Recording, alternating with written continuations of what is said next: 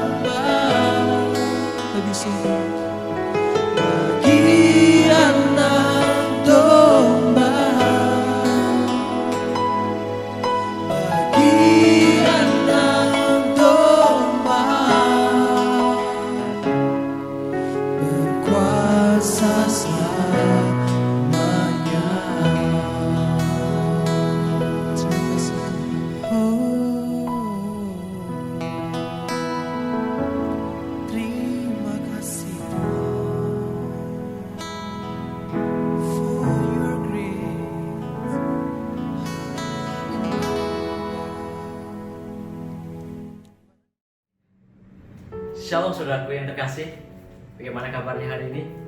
Saya terlalu yakin bahwa Tuhan selalu memberkati kita sepanjang hari. Berkatnya tidak pernah terbatas oleh keadaan, baik dalam segala kondisi buruk atau dalam kondisi baik. Dia tetap memberkati kita. Amin. Yang percaya, tulis katakan amin di kolom komentar. Ya, saya percaya setiap itu sudah diberkati. Oke, perkenalkan nama saya Yohanes. Ya, satu kesempatan yang luar biasa yang diberikan kepada saya untuk menyampaikan kebenaran firman Tuhan, untuk share atau membagikan firman Tuhan kepada teman-teman semua. Ya, satu tema yang diberikan kepada saya itu untuk Ibu Pertiwi. Tema ini mengajarkan bagaimana kita bisa mencintai bangsa Indonesia ini. Ada beberapa langkah atau beberapa cara yang kita bisa lakukan sebagai wujud rasa cinta kita kepada tanah air sebagai anak-anak Tuhan. Apa yang bisa kita lakukan? Mari kita nanti belajar bersama-sama.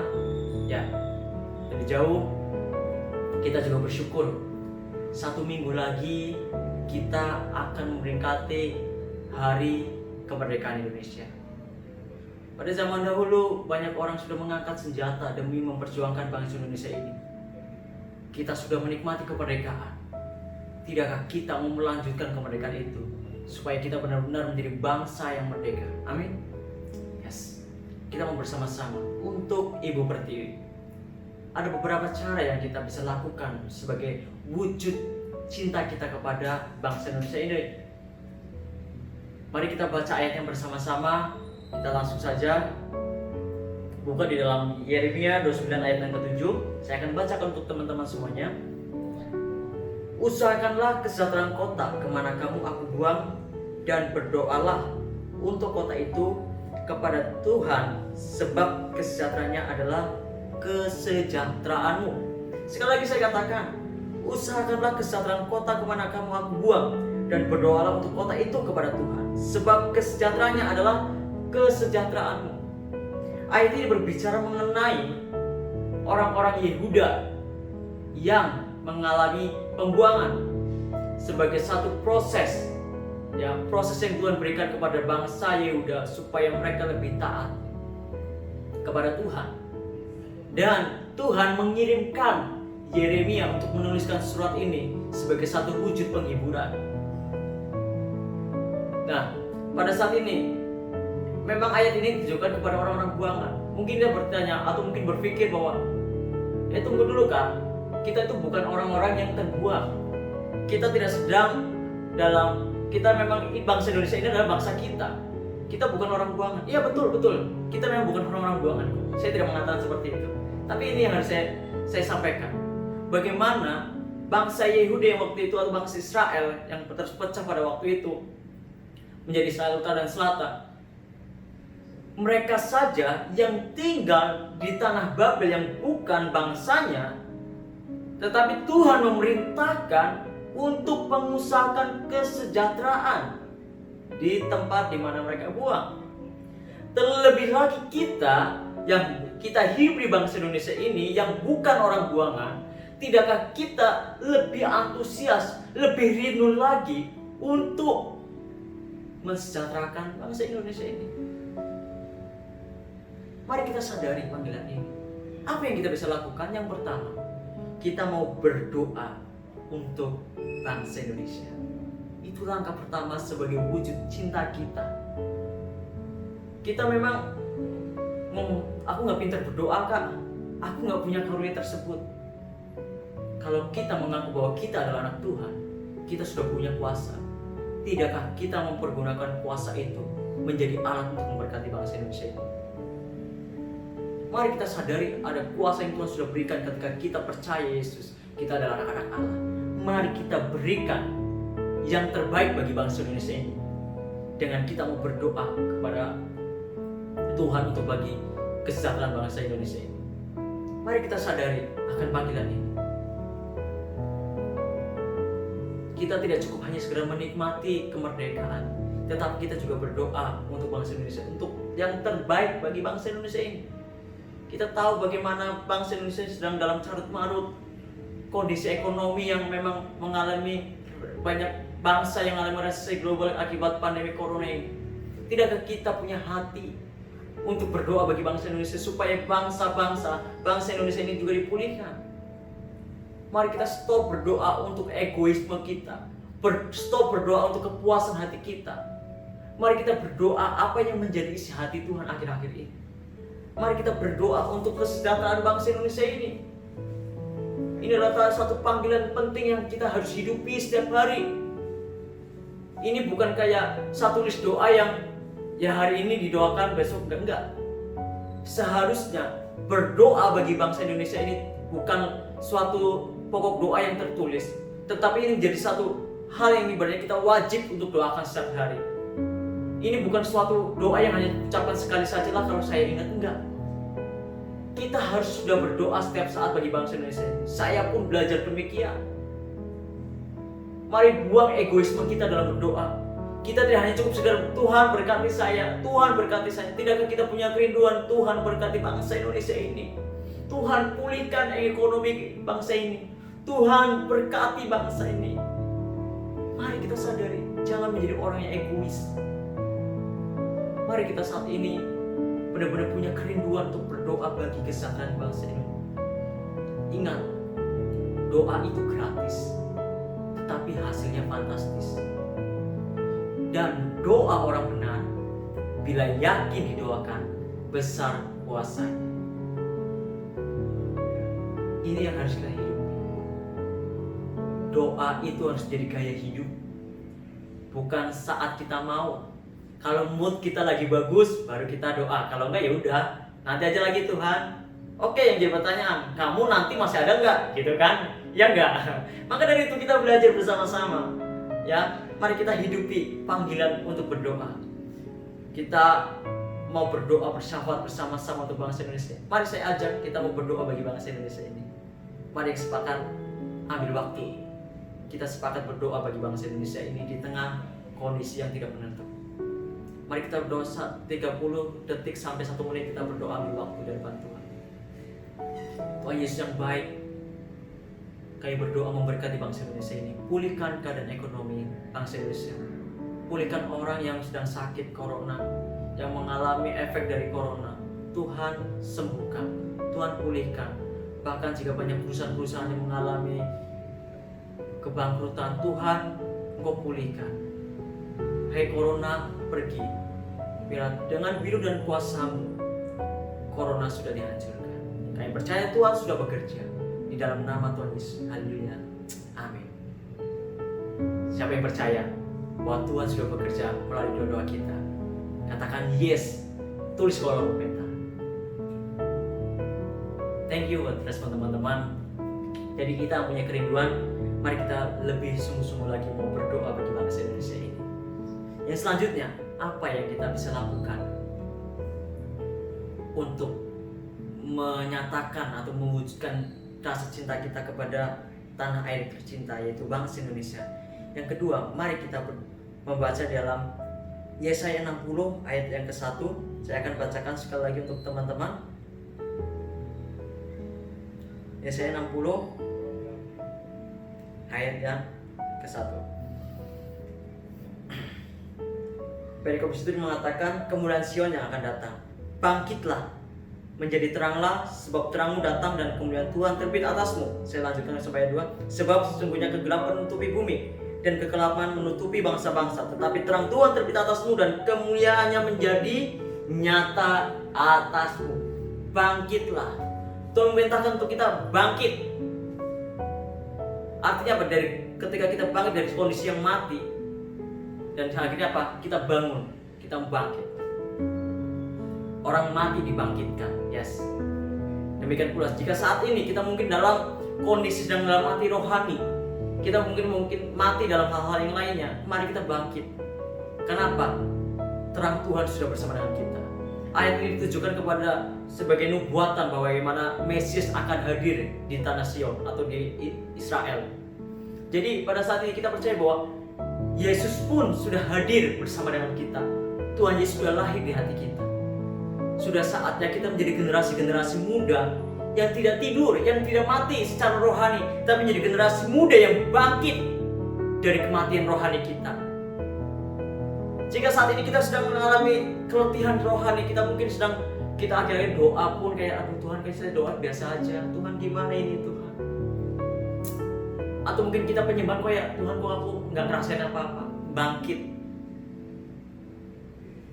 Tuhan meminta kita bangkit dari kondisi rohani kita yang mati dengan tujuan apa? Menjadi terang. Jadi yang kedua adalah kita mau menjadi terang bagi bangsa Indonesia ini. Ingat, bangsa Indonesia ini berpenduduk 250 juta lebih.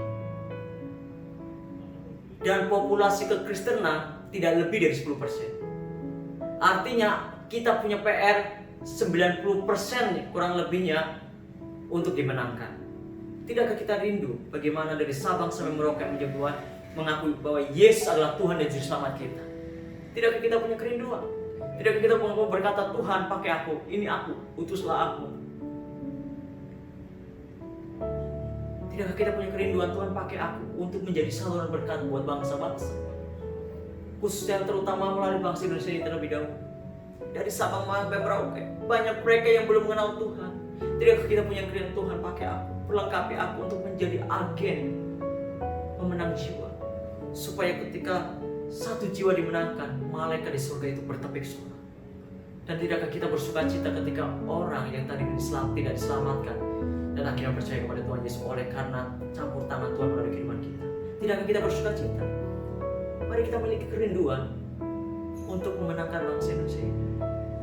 Memang tidak semua orang Kristen terpanggil menjadi seorang penginjil, tetapi semua orang percaya punya tugas dan panggilan untuk menginjil ke semua orang. Melalui perbuatan kita, melalui perkataan kita, melalui apa yang kita lakukan, biar itu menjadi representasi kehadiran Allah di dunia ini melalui kehidupan kita. Melalui kehidupan kita, nama Tuhan bisa dipermuliakan, tetapi juga melalui kehidupan kita, nama Tuhan bisa dipermalukan. Mana yang kita pilih? Bijak-bijaklah, bangkitlah menjadi terang. Tuhan sudah bersama dengan kita, terang itu sudah bersama dengan kita.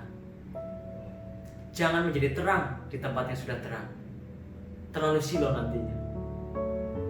Tapi bila kita mau jadi terang di tengah kegelapan bagi mereka yang belum kenal Kristus, belajar dari hal-hal kecil. Mungkin engkau tidak pintar berapologi, tidak pintar berdebat secara teologi. Engkau bisa memberikan teladan yang baik sebagaimana dalam pekerjaanmu, dalam kehidupan sehari-hari, dari perkataanmu. Engkau tidak mengucapkan kata-kata kutuk, dengan kata-kata berkat. Bukankah kita sudah menjadi terang? Kita mau bermuluk-muluk untuk melakukan sesuatu yang besar atau apapun itu dari hal-hal kecil. Engkau mungkin bisa apa? Berdoa buat orang-orang yang sedang mengalami masalah. Apalagi di tengah situasi seperti ini, banyak orang yang butuh uluran tangan kita, banyak yang butuh berkat kita. Kalau engkau bisa memberi secara mati, lebih baik silakan kalau memang bisa. Tetapi kalau engkau tidak bisa memberikan perhatian, enggak usah muluk-muluk kepada mereka. Engkau bisa menguatkan, menasihati mereka, bisa memotivasi mereka supaya ketika mereka sedang masalah, mereka menjadi orang yang punya pengharapan. Oleh karena ada perkataan Kristus yang kita ucapkan kepada mereka. Tidakkah kita pernah berpikir demikian? Mari renungkan. Satu kali Tuhan juga tegur saya. Baru-baru ini ya memang belum lama, sekitar 2 bulan terakhir. Suatu kali pemimpin saya memerintahkan kepada saya untuk mendoakan jemaat-jemaat, karena pada waktu itu saya juga sudah WFH atau work from home. Artinya saya juga bekerja, kondisi kantor, aktivitas kantor di off-kan, jadi kita bekerja di rumah masing-masing. Yang memerintahkan kepada saya, Yohanes tolong doakan atau telepon jemaat-jemaat, jika memang mereka punya pergumulan silakan doakan. Oke om, saya doakan, saya lakukan dengan sukacita. Ya walaupun saya juga agak takut, karena apa? Namanya saya masih muda untuk menelepon orang yang muda. Umurnya di atas saya itu kayak ada perasaan kagok atau gimana lah. Itu yang saya alami. Tetapi oke lah, saya percaya karena Tuhan sudah bersama dengan saya. Kemuliaan urapan Tuhan sudah bersama-sama saya. Saya diberikan keberanian untuk mendoakan mereka. Banyak yang mereka akhirnya cerita tentang masalah mereka, pergumulan mereka, gimana mereka juga mengalami masalah dalam pekerjaan. Saya lakukan, saya doakan sesuai dengan apa yang Tuhan taruh dalam hati saya. Tapi singkat cerita, hal itu nggak bertahan lama karena saya masih baru, termasuk pengerja yang masih baru di tempat pelayanan saya. Akhirnya pekerjaan itu karena saya memiliki keterbatasan akses kepada jemaat-jemaat, saya terlalu sedikit untuk mengenal jemaat. Akhirnya pekerjaan itu diberikan kepada teman saya yang sudah jauh lebih lama pelayanan di tempat di mana saya melayani. Dan akhirnya memang oke, saya singkat cerita berhenti untuk mendoakan mereka. Tapi suatu malam ketika saya lagi sedang nonton YouTube, ya biasa, sedang tertidur lagi nonton YouTube, ya asik-asik. Tuhan itu berbicara dengan keras di hati saya. Tuhan ngomong seperti ini, Yohanes, tidakkah kamu mau bahwa hidupmu berguna sedikit buat orang lain? Sedikit saja. Saya tersontak langsung, terus respon kaget, dan saya langsung duduk. Langsung saya tanya kepada Tuhan, oke Tuhan, apa yang Tuhan mau saat ini? Saya percaya itu suara Tuhan, makanya saya langsung tersontak langsung duduk. Oke, apa yang Tuhan mau? Tuhan kasih apa? Belajar untuk mulai doakan orang-orang yang sedikit ini. Oke Tuhan, kalau gitu saya komunikasi dengan Tuhan dari hati ke hati. Saya belajar peka untuk mendengar suara Tuhan. Oke Tuhan, setiap hari Tuhan yang kasih nama orang yang saya harus doakan. Dan memang Tuhan benar-benar kasih cara, ya berbagai macam cara. Dan banyak dari mereka ada yang mengalami masalah keluarga, ada yang mengalami masalah dengan persahabatan, mengalami masalah dalam pelayanan, masalah dengan hati, masalah dengan kesehatan. Dan Tuhan sudah spesifik sebelum saya mendoakan dia, Tuhan sudah kasih tahu masalahnya apa. Kenapa? Saya mau belajar peka, dan kepekaan itu dibangun melalui kintima. Saya juga belajar untuk terus melakukan kintima di hadapan Tuhan, supaya saya belajar hidup menjadi berkat. Karena tidak mungkin hidupnya bisa menjadi berkat tanpa ada sesuatu yang dia terima dari sang pemberi berkat itu sendiri. Ibaratnya gini, kita mau ngasih uang 100.000, tapi kalau kita nggak punya uang, bagaimana kita mau ngasih? Tetapi karena saya sudah punya uang 100.000 karena saya sudah dikasih misalnya oleh orang tua saya bisa ngasih uang itu. Demikian pula, saya mau ngasih berkat buat orang lain. Kalau saya nggak punya berkat, bagaimana saya bisa menjadi berkat? Tetapi karena saya setiap hari berhubungan dengan Tuhan, saya sudah punya berkat dan saya siap bagikan kepada orang. Itu berarti. Akhirnya apa ya Pak? Singkat cerita, setiap hari saya doakan Tuhan kasih nama-nama dengan cara yang dahsyat. Saya masih ingat ketika itu saya mendoakan orang yang bisa dikatakan bermasalah dalam keluarga. Saya sebagai anak muda yang belum menikah, tentu saya sangat kesusahan untuk mendoakan dia. Jujur saya sangat kesusahan.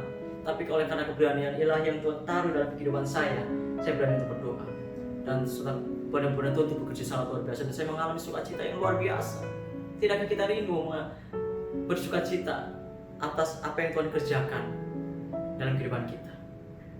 Dan waktu itu saya masih ingat sekali ada satu anak muda yang pada saat itu dia pengen mundur dari pelayanan karena ngerasa bahwa dia minder dalam pelayanan. Tapi Tuhan ingatkan, saya langsung ngomong, namanya saya X lah, X, kamu sudah masuk dalam hal ini ya. Tuhan berikan kemampuan, Tuhan berikan seperti ini. Jangan takut, terus tunduk di hadapan Tuhan, tetap taat di hadapan Tuhan. Singkat cerita saya menguatkan. Akhirnya apa? Yang tadinya dia mau mundur, akhirnya kembali kuat. Wah, itu menjadi satu sukacita yang sangat luar biasa ketika bahwa hidup saya itu ternyata bisa berguna buat orang lain. Tidakkah kita punya kerinduan? Engkau tidak perlu melakukan apa yang harus saya lakukan. Tidak, Tuhan punya cara masing-masing kepada setiap kita. Kita punya panggilan khusus. Ada begitu banyak cara yang Tuhan bisa lakukan dalam kehidupan kita untuk memberkati orang-orang. Tapi intinya, apakah kita mau pada saat ini untuk mendengar suara Tuhan, untuk peka untuk hidup kita menjadi berkat? Amin. Mari kita mau menjadi terang, mari menjadi sarana berkat bagi orang lain, menjadi terang buat bagi bangsa ini. Amin. Yang bisa saya katakan. Oke, yang ketiga, kita mau belajar apa yang kita bisa lakukan sebagai wujud kita cinta terhadap bangsa Indonesia ini. Kita buka dalam Roma 13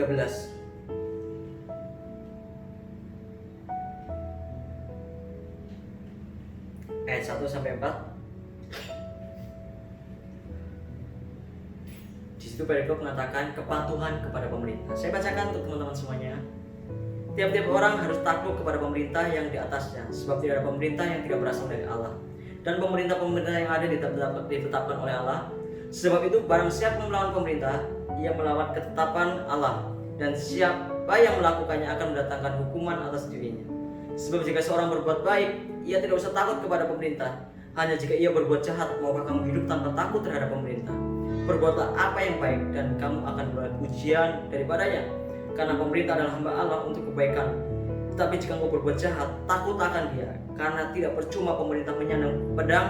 Pemerintah adalah hamba Allah untuk membalaskan murka Allah atas mereka yang berbuat jahat. Yang ketiga yang kita bisa lakukan adalah tunduk kepada pemerintah. Sikap tunduk kita nggak perlu yang bisa lebay-lebay yang gimana lah. Kita tidak perlu kata, oh ketika ada presiden, ada pemimpin yang Tuhan sudah pilih, kita perlu hormat. Tidak.